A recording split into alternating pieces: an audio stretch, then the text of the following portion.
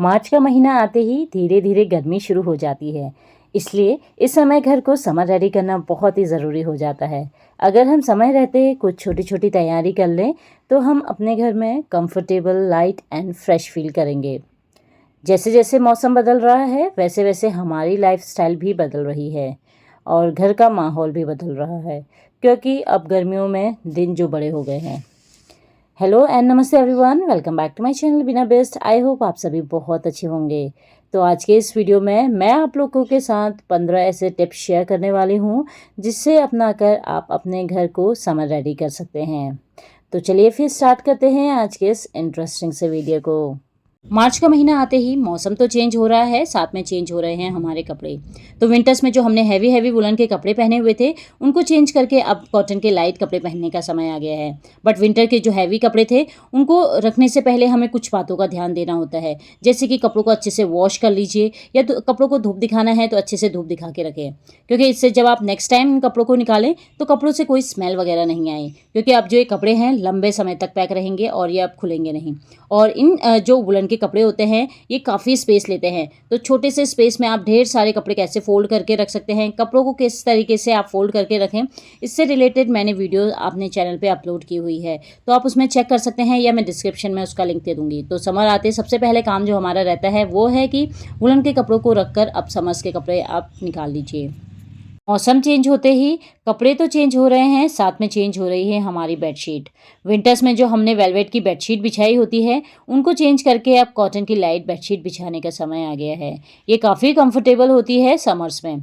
Daily तो हम अपना बेड चेंज नहीं कर सकते हैं, बट बेडशीट चेंज करके हम अपने रूम का लुक चेंज कर सकते हैं एंड पूरे बेडरूम की वाइब ही चेंज हो जाती है। तो समर आते ही हमारी बेडशीट भी चेंज हो जाती है। और इस समर हमने एक एक्स्ट्रा कूलर लेके रखा हुआ है, क्योंकि यहाँ भटिंडा में काफ़ी ज़्यादा गर्मी होती है एंड काफ़ी ज़्यादा लाइट जाती है। तो इन्वर्टर में चलने वाला हमने ये कूलर मंगाया हुआ है। ये काफ़ी अच्छा है, इसकी जो हवा है वो काफ़ी अच्छी है, बहुत जल्दी रूम को ठंडा कर देता है। इसकी बॉडी भी काफ़ी स्ट्रॉन्ग है, ईजी टू मूव है और इसको आप इजीली किसी भी रूम में मूव कर सकते हैं। ऊपर के साइड में 2 बटन लगे हुए हैं, एक पंप का है, एक फैन की स्पीड का है, और जो इसकी वायर है वो भी काफ़ी लंबी मिल जाती है और इसका प्राइस भी काफ़ी रीजनेबल है। और अगर आपको भी ये कूलर चाहिए तो मैं ऊपर टैग प्रोडक्ट में इसका लिंक दे दूँगी, तो आप चेक कर सकते हैं एंड परचेस कर सकते हैं। तो कूलर तो हमने खरीदा, कूलर के साथ जो ये कार्टून बॉक्स आता है इसको रखने की स्पेस नहीं मिल पा रही थी। यहाँ स्टोर तो हमको काफ़ी मिला हुआ है, बट जब हम इस क्वार्टर में आए थे तो जो अपना सामान है वो इन्हीं कार्टून्स में लेके आए थे, तो हमने स्टोर में कुछ ऐसे ही रैंडमली उनको रख दिया था, जिससे कि अब बिल्कुल भी स्पेस नहीं थी एक भी कार्टून जाने की। तो मैंने आज डिसाइड किया कि जितने भी कार्टून इसमें रखे हुए हैं ऊपर, उन सबको निकाल के अच्छे से मैं उनको फोल्ड करके रखूँ। इनमें हमने जो बड़े बॉक्स हैं उसके अंदर इस तरीके से छोटे छोटे बॉक्स करके रखे हुए हैं, फिर भी यहाँ पे काफ़ी स्पेस नहीं मिल पा रही थी। तो जब हम एक स्टेट से दूसरे स्टेट में मूव करते हैं या एक घर छोड़ के दूसरे घर जाते हैं, तो जितना भी सामान होता है उसको हम कुछ इस तरीके से कार्टून्स में भर के लेके आ जाते हैं। तो सारे कार्टून्स को मैंने निकाल दिया था, तो बच्चों ने भी यहाँ पे बड़ी बड़ी सी बिल्डिंग बना दी थी। तो काफ़ी ज़्यादा कार्टून्स हो गए थे, तो मुझे इनको इस तरीके से फ़ोल्ड करना था कि छोटे से स्पेस में सारे कार्टून्स आ जाएँ। तो इनको फ़ोल्ड करना एक बहुत ही बेस्ट तरीका है। जो ये कार्टून्स होते हैं इनके नीचे साइड जो टेप लगी हुई थी जिससे कि ये बॉक्स की तरह बना हुआ था, तो उसको कट कर लेना है और इसको पूरा इस तरीके से फ्लैट कर लेना है। इससे कम स्पेस में सारे कार्टून्स आ जाएँगे। और जो कूलर का कार्टून आया था ना, इसको भी मैंने सेम इसी तरीके से फ़ोल्ड किया। हमारे पास वॉशिंग मशीन और फ्रिज के भी हमने अभी तक कवर सँभाल के रखे हुए हैं, क्योंकि जब एक जगह से दूसरी जगह शिफ्ट करें ना, उस समय इनकी काफ़ी ज़्यादा नीड होती है। बट जो अब इसको इस तरीके से फ्लैट किया हुआ था तब भी ये ज़्यादा स्पेस ले रहे थे, तो इनको छोटे से स्पेस में फोल्ड करने के लिए मैंने क्या किया, जो इसके फ्लिप्स होते हैं ऊपर की साइड में, इनको अंदर की साइड कर दिया, दोनों ऊपर की साइड वाले और नीचे की साइड से। अब इसको हम इस तरीके से फोल्ड कर देंगे, तो देखिए छोटी सी स्पेस में ये अब काफ़ी ज़्यादा कार्टून्स आ जाएंगे। इसकी जो पूरी पहले काफ़ी ज़्यादा चौड़ा हो रहा था, अब वो कम हो गया है। कुछ कार्टून्स है जिन्हें डिस्कार्ड करना था, जो कि काफ़ी ख़राब हो गए थे, कुछ मैंने रख दिए थे जिससे कि मैंने ऑर्गेनाइज़र की तरह मैं इनको यूज़ करूँगी। तो सारे कार्टून्स को मैंने सेम इसी तरीके से फोल्ड कर दिया था, अब ऊपर स्टोर में मैं रख दूँगी। तो यहाँ पे माँ ने की मेरी काफ़ी ज़्यादा हेल्प की। पहले स्टोर में जो एक सारे कार्टून्स नहीं आ रहे थे, अब सारे कार्टून्स अच्छे से आ गए थे और काफ़ी ज़्यादा स्पेस भी मिल गई थी। तो कोई भी सामान को अच्छे से अगर हम सेट करके ऑर्गेनाइज़ करके रखें ना, तो छोटी सी स्पेस में काफ़ी ज़्यादा सामान आ जाता है। और घर में जो एक्स्ट्रा सामान था वो भी मैंने ऊपर स्टोर में रख दिया था। तो यहाँ जो एक्स्ट्रा मैंने कार्टून्स रखे हुए थे जिससे मैं ऑर्गेनाइजर बनाने वाली थी, तो मैंने देखा यहाँ पे ये कुछ इस तरीके से बैठा हुआ है। ये बिल्कुल ऐसे एक्ट कर रहा था जैसे सामने कंप्यूटर है और ये टाइप कर रहा है। साइड में यहाँ पे उसने कुछ बुक्स रखी हुई थी, एक के नीचे एक 3-4 बुक्स रखी हुई थी। एक-एक पेज टर्न कर रहा था और टाइप कर रहा था। जैसे एक बुक में सारे पेजेस खत्म हो जा रहे थे, उसको बंद करके फिर दूसरे बुक को मीन्स वो टाइप कर रहा था। तो बच्चों की इस तरीके की छोटी-छोटी क्रिएटिविटीज़ देख के ना काफ़ी अच्छा लगता है, तो मैंने सोचा आप लोग के साथ भी शेयर करूँ। तो जब मोबाइल या टीवी बच्चे नहीं देखते हैं, तो कुछ ना कुछ क्रिएटिव चीज़ें करते रहते हैं। फिर मैं दूसरे रूम में चली गई थी, फिर मैं दोबारा आई कि आखिर इसने सीखा कहाँ से, तो बाद में पता चला यहाँ पे लैपटॉप में मानिक अपनी स्टडी कर रहा था। तो इस तरीके से इन्होंने पूरा सेटअप किया हुआ था, तो बहुत अच्छा लगता है बच्चों को इस तरीके से क्रिएटिव चीज़ें करते हुए। समर आते ही सभी के घरों में कूलर लगना शुरू हो गए हैं, खासकर विंडो में तो हम सबसे ज़्यादा कूलर रखते हैं। और यहाँ पे क्योंकि विंडो में कोई जाली वगैरह नहीं है, तो यहाँ से जो येलो भी है ना वो काफ़ी ज़्यादा घर के अंदर आना शुरू हो गई है। और गर्मियों के टाइम पे जो येलो भी है वो तो काफ़ी ज़्यादा इधर उधर घूमती रहती है, और अगर एक बार ये काट लेना तो आपके हाथ या मुंह को तो सुझा के ही रख लेती है। तो यहाँ पे मैं अच्छे से पूरे विंडो को कवर कर रही थी, और यहाँ पे जाली नहीं मिली हुई है, तो मैं अच्छे से इसको कवर किया, क्योंकि कूलर की जो हवा है ना वो अगर अच्छे से कवर ना करो विंडो को तो पूरी बाहर चली जाती है, घर के अंदर आती नहीं है। तो अच्छे से मैंने इसको कवर कर दिया, टेप से अच्छे से सिक्योर कर दिया था। तो ये छोटे छोटे काम ना हम होम मेकर्स को आने ही चाहिए, क्योंकि अभी हस्बैंड आउट ऑफ स्टेशन गए हुए हैं। तो मैंने इसको अच्छे से कवर कर दिया था। ऊपर के साइड में जो ग्लासेस लगे हैं उसको भी मैंने कवर कर दिया था। समर के लिए मैंने छोटी छोटी तैयारी करके रख दी है। आपको कैसा लगा ये आइडिया ज़रूर बताइएगा। और अब समर्स आ रहे हैं, तो समर्स में हम लोग पानी पीना भूल जाते हैं, बच्चे हैं या बड़े हैं। तो मैं क्या करती हूँ, इस तरीके से बोतल में भर के रख लेती हूँ और घर के हर एक रूम में रख देती हूँ। जैसे बेडरूम के साइड में रख लेती हूँ, या ड्राइंग रूम में, स्टडी रूम में रख देती हूँ, जिससे कि जब भी हम इस कमरे में आते जाते रहें तो बोतल सामने दिखे तो पानी हम टाइम से कंज्यूम कर सकें। क्योंकि समर्स में पानी कंज्यूम करना बहुत ही ज़रूरी है, बॉडी को हाइड्रेट रखना बहुत ही ज़रूरी है। तो इसलिए मैं इस तरीके से घर के हर एक रूम में रख लेती हूँ। तो आप लोग भी इस बार समर्स में इस तरीके से बोतल फिल करके अपने घर के हर एक रूम में रखें, और बच्चों को बताते रहिए कि टाइम से पानी कंज्यूम करते रहिए। तो समर्स आते एक और जो प्रॉब्लम हमें फेस करनी पड़ती है वो है लाल चींटियों की। किचन के काउंटर टॉप में, विंडोज़ में या डोर के कॉर्नर्स में इस तरीके की लाल चींटियां आती हैं। तो इससे छुटकारा पाने के लिए या तो आप लक्ष्मण रेखा का यूज़ कर सकते हैं, अगर आपके पास ये नहीं है तो होममेड सॉल्यूशन का यूज़ कर सकते हैं। ये बनाने के लिए यहाँ पे मैंने 1 ग्लास में विनेगर लिया हुआ है। इसकी क्वांटिटी आप अपने अकॉर्डिंग कम या ज़्यादा रख सकते हैं। 1 बड़ी चम्मच यहाँ पे मैंने बेकिंग सोडा ऐड किया हुआ है। तो जैसे इसको मिक्स करेंगे तो दोनों आपस में इस तरीके से रिएक्शन होगा इसमें, और अच्छे से इसको मिक्स कर लेना है। फिर एक आपने स्प्रे बोतल में इसको मीन्स डाल देना है, और इसके बाद यहाँ पे आपने कोई सा भी डिश लिक्विड या फिर डिटर्जेंट लिक्विड आपने ऐड कर देना है। अच्छे से इसको मिक्स करना है। अब जिस भी जगह पे चींटियाँ आती हैं उसमें इसको आपने स्प्रे कर लेना है। तो किचन काउंटर टॉप तो हम डेली बेसिस में साफ़ करते ही हैं, तो इस तरीके से साफ़ करने से पहले इसका अगर हम स्प्रे करते हैं तो जितने भी या तो कॉकरोच हैं या चींटियाँ हैं वो बहुत कम आना शुरू हो जाती है, क्योंकि इसके स्मेल से जो चींटियाँ हैं वो बहुत कम आती है। तो इस तरीके से आप डेली बेसिस में अपने काउंटर टॉप क्लीन कर सकते हैं, या किचन के जो काउंटर टॉप के डब्बे वगैरह हैं उसको भी क्लीन कर सकते हैं। तो यहाँ पे मैं किचन काउंटर टॉप में डेली बेसिस में इसको क्लीन करती हूँ, जिससे कि अब चींटियाँ काफ़ी ज़्यादा कम आ रही है। जैसे डोर है, विंडोज़ है, इनके कॉर्नर्स में भी काफ़ी ज़्यादा लाल चींटियाँ आती हैं। तो आप इस तरीके से स्प्रे कर सकते हैं। फिर आप देखेंगे कि कुछ दिनों बाद जो चींटियाँ हैं वो काफ़ी ज़्यादा कम हो जाएगी, धीरे धीरे चींटियाँ बिल्कुल गायब हो जाएंगी। तो इस तरीके का होममेड सॉल्यूशन आप घर पे बना सकते हैं, इससे आपको काफ़ी राहत मिलेगी। अब क्योंकि समर्स में ना जो मच्छर मक्खियाँ होती हैं वो भी काफ़ी ज़्यादा आ जाती हैं। जैसे बाथरूम वॉशरूम में जो छोटे छोटे मच्छर होते हैं ना वो काफ़ी ज़्यादा आ जाते हैं। तो मॉर्निंग के टाइम पे और रात को सोने से पहले इस तरीके से मोर्टीन है या हिट है आप अच्छे से स्प्रे कर लीजिए। तो आप देखेंगे धीरे धीरे जो मच्छर हैं और जो छोटे छोटे कीड़े आते हैं उड़ने वाले वो काफ़ी ज़्यादा कम आएंगे। सिंक एरिया में हो गए, डोर के हर एक कॉर्नर्स में आप इसको अच्छे से स्प्रे कर लीजिए, तो धीरे धीरे मच्छर चले जाएंगे। तो इस तरीके से आप इसका यूज़ कर सकते हैं। और किचन में तो मैं खासकर इसको ज़रूर यूज़ करती हूँ रात के टाइम पे और मॉर्निंग के टाइम पे, क्योंकि उस समय ही दरवाजे के उसमें काफ़ी ज़्यादा मच्छर और छोटे छोटे कीड़े होते हैं। तो इसका आप यूज़ कर सकते हैं समर्स में। और समर में जो मेरे आउटसाइड एरिया है वहाँ पे काफ़ी ज़्यादा धूप आती है। बिल्कुल जो धूप है ना बिल्कुल घर के सामने बिल्कुल सीधे से आती है। तो यहाँ पे जो प्लांट्स वगैरह हैं वो काफ़ी ज़्यादा जल जा रहे हैं, काफ़ी ख़राब हो रहे हैं, और घर के अंदर भी काफ़ी ज़्यादा धूप आ रही है। तो इससे बचने के लिए यहाँ पे मैंने ग्रीन नेट का यूज़ किया हुआ है। तो यहाँ पे जो ग्रीन नेट होती है जो हमने गार्डन के कॉर्नर्स में लगाई है उसको ही यहाँ पे मैं लगाने वाली हूँ। तो यहाँ पे पूरा मैंने मेजरमेंट ले लिया था और उस अकॉर्डिंग यहाँ पे मैंने कट कर लिया था। अब जो ऊपर के साइड हमने कट किया हुआ था इतना मैंने किया हुआ है कि जो नेट है सामने से और वॉल तक ये पूरा नेट आ जाए। तो यहाँ पे उसको अच्छे से लगाने के लिए मैंने क्या किया है, जो ऊपर वाली साइड है उसको मैंने कुछ इस तरीके से फोल्ड किया हुआ है, क्योंकि इसके बीच में हम एक रस्सी डालने वाले हैं। तो यहाँ पे मैंने जो तागा होता है थोड़ा मोटा वाला रहता है उससे यहाँ पे मैंने इस तरीके से टाँके लगाए हुए हैं। जैसे कपड़ों में हम टाके लगाते हैं, सेम उसी तरीके से यहाँ पे लगाना है। मशीन में भी कर सकती थी, बट मैंने सोचा क्यों ना, ये मोटे वाला तागा काफ़ी अच्छा रहता है, तो इससे इस तरीके से मैंने सिलाई की हुई है। बड़ी वाली सुई ली है और इसमें ज़्यादा टाइम मुझे नहीं लगा हुआ, और यहाँ पे मैंने दोनों कॉर्नर्स में कुछ इस तरीके से सिलाई कर दी है। तो यहाँ पे जो बिल्कुल एंड हो जाता है ना, तो यहाँ पे अच्छे से आपको नोट लगा लेना है। 2 नोट लगाए हुए हैं मैंने। तो जो ये मोटा तागा है ना, ये जल्दी खुलता नहीं है, इसलिए भी मैंने यहाँ पे इसका यूज़ किया हुआ है।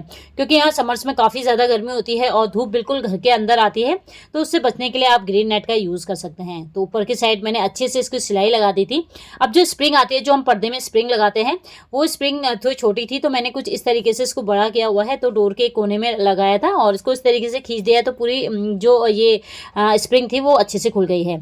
अब इसको कील में लगाएंगे साइड में। तो यहाँ पे मैंने ये वाली कील ली हुई है, रिंग ली हुई है, जिससे कि जो कील है वो इसके बीच में आ जाए।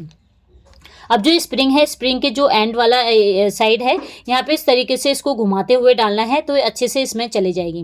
तो जो ये स्प्रिंग जब आप लेते हैं ना, उसी शॉप में आपको ये मिल जाएगी, हार्डवेयर शॉप में मिल जाएगी। तो ये जो स्प्रिंग होती है, खासकर हम इसको कर्टन्स वगैरह में यूज़ करते हैं। तो साइड में एक क्लिप लगा दी थी, इसको अच्छे से मैंने फिक्स कर दिया है, प्लास की हेल्प से अच्छे से वो कर दिया है, जिससे कि जितना भी हम स्प्रिंग खींचे ना, तो ये खुले ना। तो जो यहाँ आउटडोर एरिया है, बालकनी वाली साइड है, ऊपर की साइड में लगाऊंगी, तो एक कॉर्नर में मैंने कील लगा दी है और दूसरे कॉर्नर में भी मैंने कील लगा दी है। सामने जो नेट है बिल्कुल इस तरीके से मैं रख दूंगी, जिससे कि जो नीचे इसके प्लांट्स है या घर के अंदर वाले एरिया है, वहां पे धूप ना आए। अभी मार्च स्टार्ट ही हुआ है कि यहाँ पे इतनी ज़्यादा धूप है, तो मई जून में तो यहाँ काफ़ी ज़्यादा धूप होती है, खासकर भटिंडा में।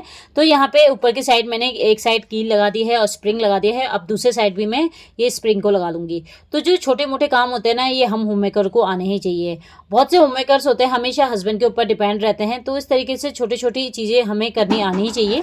तो यहाँ पे जो स्प्रिंग है वो मैंने एक साइड लगा दी थी। अब जो स्प्रिंग बची हुई है ना, उसको मैंने कुछ इस तरीके से लगाना है, जैसे हम पर्दे में लगाते हैं ना, सेम उसी तरीके से यहाँ पे मैं हैंग करूँगी। तो ये जो स्प्रिंग है ये काफ़ी ज़्यादा लंबी हो गई थी, क्योंकि मेरे पास छोटी थी, तो मैंने अच्छे से खींच के इसको बिल्कुल लंबा कर दिया था, और जो जितना एरिया में मुझे चाहिए था उस पूरे स्प्रिंग को मैंने रख दिया था। अब इस तरीके से मैंने अच्छे से पूरे में डाल दिया था, और लास्ट कॉर्नर में भी अब मैं इसको लगा दूंगी। बिल्कुल ये ऐसे ही काम करेगा जैसे पर्दा होता है ना, सेम उसी तरीके से काम करेगा।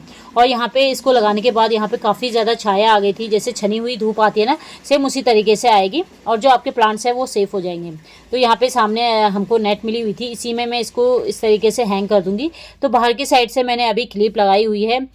तो यहाँ पे पूरा एरिया में इसको इस तरीके से यहाँ पे कवर करने वाली हूँ, क्योंकि यहाँ काफ़ी ज़्यादा धूप आती है, और यहाँ पे मुश्किल से भी 5-10 मिनट बैठना बहुत मुश्किल हो जाता है। अभी मार्च ही है, मार्च में इतनी गर्मी है, तो मई जून की गर्मी तो काफ़ी ज़्यादा होगी। तो इसलिए इस तरीके से समर्स की तैयारी मैंने पहले ही करके रख दी है।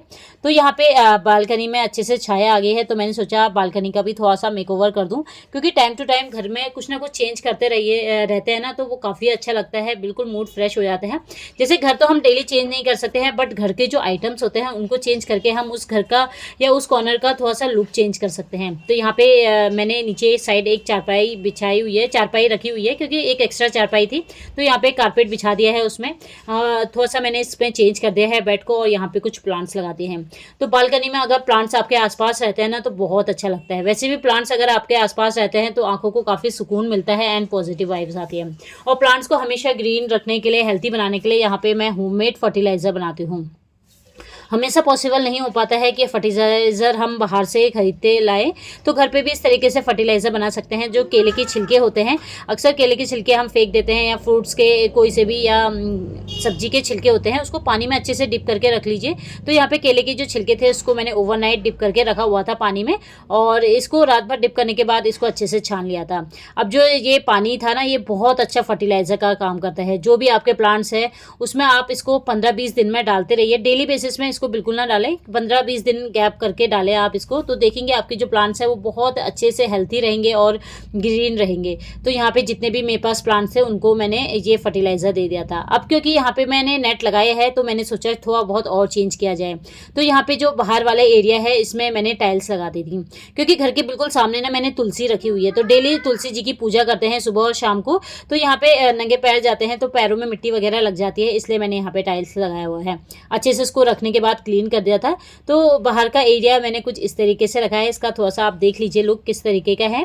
तो यहाँ पे क्योंकि यहाँ पे काफ़ी बड़ी विंडो मिली हुई है, तो विंडो के नीचे मैंने प्लांट्स रखे हैं, क्योंकि घर अंदर से अगर हम बाहर देखें ग्रीनरी दिखे ना, तो वो भी बहुत अच्छा लगता है। तो बाहर के एरिया को मैंने कुछ इस तरीके से डेकोरेट किया है, कुछ अपने DIYs हैंग करके। और मुझे हमेशा घर के अंदर हो या घर के बाहर थोड़ा थोड़ा चेंजेस करना बहुत अच्छा लगता है। इससे पूरा घर का लुक ही चेंज हो जाता है। अब यहाँ पे ग्रीन नेट लगी है तो अच्छी यहाँ पे शेड आ जाती है, क्योंकि अभी दिन में भी अच्छी खासी हवा चलती रहती है, बट धूप इतनी ज़्यादा है कि बिल्कुल बैठा नहीं जाता है। तो अब यहाँ पे हम बाहर के साइड भी बैठ सकते हैं। और यहाँ पे मेरी जो एमेरेल्ड लिली है ये काफ़ी अच्छे से इसमें फ्लावर्स आने लग गए हैं और कुछ फ्लावर्स और आने हैं। ये बहुत अच्छे लगते हैं, खासकर ये इसी समय मार्च के टाइम पे ही खिलते हैं, मार्च और अप्रैल के टाइम पे। तो यहाँ पे जितने भी प्लांट्स हैं वो काफ़ी अच्छे से ग्रो कर रहे हैं। जो भी मैंने अभी कटिंग्स से कुछ प्लांट्स लगाए थे, कुछ कटिंग्स किए हुए थे, सब में अच्छे से ग्रोथ आ रही है। और ये हैबाकस का प्लांट है जो कि मैंने पिछले बार लगाया हुआ था। अभी यहाँ पे कुछ प्लांट्स लगाए हुए थे जिसको मैंने इस तरीके से पॉलीथीन में कवर करके रखा हुआ है। तो अब इसमें छोटे छोटे लीव्स आने शुरू हो गए हैं। अब जब इसमें थोड़े से और बड़े लीव्स आएंगे तब मैं इस पॉलीथीन को इसमें से हटा दूंगी। तो इस तरीके से कवर करके जो इसमें लीव्स है ना वो काफ़ी जल्दी आने लग जाते हैं। तो यहाँ पे कुछ और प्लांट्स थे जो कि मैंने कटिंग से लगाए थे और ये काफ़ी अच्छे थे। और ये जो लेमन के लीव्स अभी कुछ दिन पहले मैंने कट किए हुए थे, इसमें भी अच्छे से लीव्स आने लग गए हैं। तो जैस्मिन के कुछ प्लांट्स लगाए हुए थे। तो यहाँ पे मार्च के टाइम पे आप सारी कटिंग्स लगा सकते हैं। तो जो भी कटिंग्स आप लगाएंगे ना उसकी ग्रोथ काफ़ी अच्छे से आएगी। अब यहाँ पे जो गार्डन है मेरा, इसमें काफ़ी अच्छे से शेड आ जाती है, क्योंकि सामने दो बड़े बड़े पेड़ हैं, इसमें काफ़ी अच्छे घने हो गए हैं। तो यहाँ पे काफ़ी छाया रहती है। पीछे के साइड में जो बच्चों के खेलने के लिए हमने थोड़ा छोड़ा हुआ है ये एरिया, यहाँ पे भी अच्छे से शेड आती है। तो दिन के टाइम पे बच्चे यहाँ पे खेल लेते हैं, क्योंकि अभी भी दिन के टाइम पे हल्की ठंडी हवा चलती रहती है। तो बाहर बैठना बहुत अच्छा लगता है जब हवा चलती रहती है। तो इस तरीके से मैंने अभी अपने आउटडोर एरिया को कवर करके रखा हुआ है ग्रीन नेट से। तो जैसे जैसे दिन बढ़ेंगे उतनी ज़्यादा गर्मी शुरू हो जाएगी। तो हम इंसानों को भी तो बहुत प्यास लगती है गर्मियों में, तो हम तो इजीली पानी ले सकते हैं, मांग लेते हैं। बट जो छोटी छोटी चिड़ियाँ होती है, जानवर होते हैं, गिलहरी वगैरह होती है, ये मांग नहीं पाते हैं। तो इनके लिए प्लीज़ अपने बालकनी में, छत में छोटे से बर्तन में पानी भर के जरूर रखें, क्योंकि समर्स में सबसे ज़्यादा जो चिड़ियाँ गिलहरी होते हैं वो ज़्यादातर प्यास से ही मर जाते हैं। तो इस समय इंसानियत के नाते आप अपने घर के बाहर पानी ज़रूर रखें इन छोटे छोटे जानवरों और चिड़ियाओं के लिए। और समर्स के टाइम पे आप लोग अपने घर के अंदर या घर के बाहर ग्रीनरी जरूर ऐड करें, क्योंकि ग्रीनरी ऐड करने से फ्रेश हवा तो आती है, साथ में जो ह्यूमिडिटी है वो भी कम हो जाती है। और अगर आपके घर में भी मेरे घर की तरह बड़े बड़े डोर्स विंडोज़ हैं तो इसके जो कर्टन्स हैं वो थोड़े से हैवी रखें, क्योंकि अगर लाइट कर्टन्स रहेंगे इससे जो धूप है ना वो डायरेक्टली घर के अंदर आएगी और घर के अंदर बहुत गर्मी हो जाती है। तो हैवी कर्टन्स रखने से जो धूप है वो छन के अंदर आती है, तो ज़्यादा घर के अंदर गर्मी नहीं होती है। तो मेरे पास ऐसे कर्टन्स है जो कि विंटर्स और समर्स दोनों में चल जाते हैं। तो हैवी कर्टन्स इस बार समर्स में ज़रूर लगाएं अगर आपके घर के अंदर भी डायरेक्टली धूप आती है तो। और यहाँ पे क्योंकि अब समर्स आ गए हैं तो समर्स में सब चीज़ चेंज हो रहा है। तो जो मेरे सोफ़े कवर थे उनको भी मैंने चेंज कर दिए हैं। यहाँ पे जो सोफ़े कवर है वो थोड़े से मैं लाइट रखूँगी। और यहाँ पे क्योंकि समर्स है, समर्स में ना बहुत ज़्यादा धूल वगैरह अंदर आ जाती है, क्योंकि अब डोर्स और विंडोज़ हैं वो ओपन रहते हैं, जो जाली वाले रहते हैं वो खुल जाते हैं, शीशे वाले हट जाते हैं, तो उससे धूल ज़्यादा आती है। तो इस तरीके का आप ब्रश का यूज़ कर सकते हैं, इससे काफ़ी अच्छे से डस्टिंग हो जाती है। अब क्योंकि घर के अंदर जो कॉर्नर्स होते हैं उसमें काफ़ी ज़्यादा जाले आने शुरू हो जाएंगे, तो इस तरीके के आप ब्रश का यूज़ कर सकते हैं, इससे काफ़ी अच्छे से क्लीन हो जाता है। और यहाँ पे जो कुशन्स कवर थे इसको भी मैं चेंज कर दूँगी। तो पहले ब्राउन कलर के थे, अब ये ब्लू कलर के मैंने, क्योंकि अब समर्स के टाइम पे जो लाइट कलर्स होते हैं अगर वो हमारे आसपास रहे ना तो हमारी आंखों को काफ़ी सुकून मिलता है एंड काफ़ी अच्छा लगता है, बिल्कुल रिलैक्स हो जाते हैं। तो यहाँ पे सोफ़े कवर को भी मैंने चेंज कर दिया था। तो ये जो सोफ़े कवर हैं ये मैंने खुद से ही DIY करके बनाए हुए थे। इसमें मैंने टैसल्स लगाए हुए हैं कलरफुल, तो घर के अंदर थोड़ा सा कलरफुल चीज़ें रहती है ना तो बहुत अच्छा लगता है। तो इस समर के लिए मैंने अपने लिविंग रूम को रेडी करके रख दिया है। तो बस आज के वीडियो में इतना ही। आई होप आपको मेरी आज की वीडियो पसंद आई होगी। वीडियो पसंद आई तो वीडियो को लाइक कीजिएगा, शेयर कीजिएगा एंड कमेंट करना तो बिल्कुल ना भूलें, क्योंकि आपके कमेंट से ही मुझे मोटिवेशन मिलता है नेक्स्ट वीडियो बनाने का।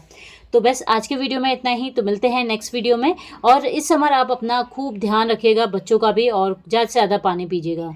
तो बस मिलते हैं नेक्स्ट वीडियो में। तब तक till then take care and bye bye.